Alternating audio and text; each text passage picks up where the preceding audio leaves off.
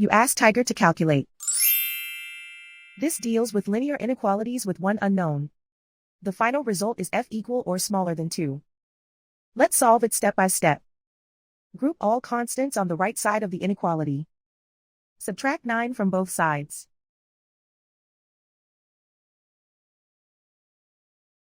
Simplify the arithmetic.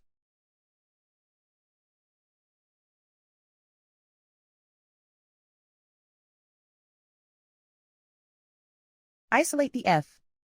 Divide both sides by 2.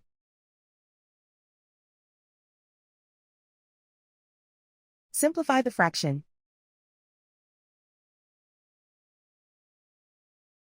Find the greatest common factor of the numerator and denominator.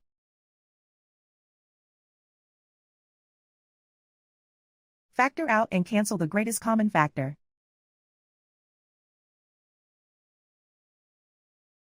Plot the solution on a coordinate grid. And so the final result is f equal or smaller than 2.